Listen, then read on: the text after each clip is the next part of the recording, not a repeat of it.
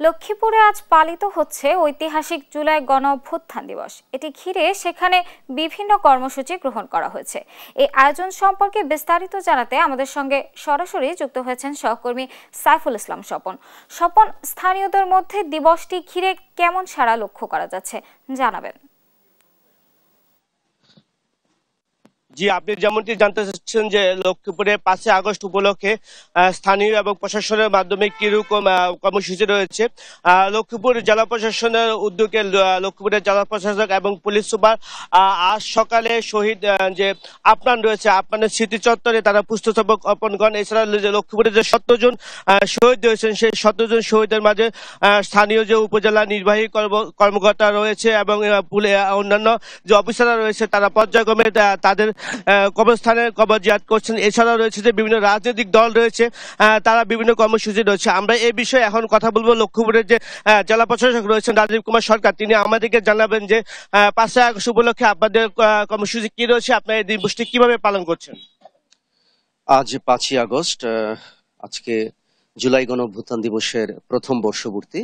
এই উপলক্ষে সরকারের যে কর্মসূচি সেই কর্মসূচির সঙ্গে সঙ্গতি রেখে জেলা প্রশাসন লক্ষ্মীপুরের উদ্যোগে বিভিন্ন কর্মসূচি গ্রহণ করা হয়েছে এবং এর প্রথম পর্বটি কিছুক্ষণ আগে অর্থাৎ সকাল 9টায় আমরা জেলা প্রশাসনের পক্ষ থেকে এই জেলার যত শহীদের কবর রয়েছে তাদের কবরে আমরা শ্রদ্ধাঞ্জলি অর্পণ করেছি। এই মুহূর্তে আমরা আছি শহীদ আফনানের কবরস্থানে এবং একই সময়ে জেলা প্রশাসন সহ সরকারের যে বিভিন্ন দপ্তরের প্রতিনিধিগণ আছেন, সরকারি কর্মকর্তাগণ আছেন, তারা প্রত্যেকে মিলে অন্যান্য কবরে একই সময়ে এই শ্রদ্ধাঞ্জলি অর্পণ করেছেন।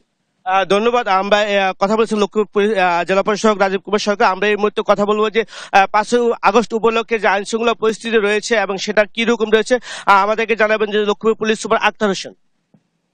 জুলাই গণ অভ্যুত্থান দিবস 2025 উপলক্ষে লক্ষ্মীপুর জেলার সকল শহীদদের কবরে জেলা পুলিশের পক্ষ থেকে ইতিমধ্যে পুষ্পস্তবকের মাধ্যমে শ্রদ্ধা অর্পণ করা হয়েছে এবং সেই সঙ্গে আইন শৃঙ্খলা ব্যবস্থা জোরদার করা হয়েছে এবং লক্ষ্মীপুর জেলা পুলিশ আমাদের সকল শহীদদের আত্মার মাগফিরাত কামনা করছে, সেই সঙ্গে আহতদের রোগ মুক্তি কামনা করছে এবং তারা যেন দ্রুত সুস্থ হয়ে ওঠেন এবং আমাদের যে সমস্ত শহীদরা আত্মত্যাগ করেছেন এই আত্মত্যাগের যে চেতনা সেটি বাস্তবায়নে সমতা ও ন্যায্যতার সমাজ প্রতিষ্ঠায় লক্ষ্মীপুর জেলা পুলিশ কাজ করে যাচ্ছে। আপনাদের সবাই আমরা এই মুহূর্তে আমাদের সাথে আছেন লক্ষ্মীপুরের যে শহীদ হয়েছেন প্রথম শহীদ আপনাদের আম্মু রয়েছে, আমরা তার সাথে কথা বলবো। তিনি এসেছেন আজকে তার কবরে শ্রদ্ধা নিবেদন করার জন্য।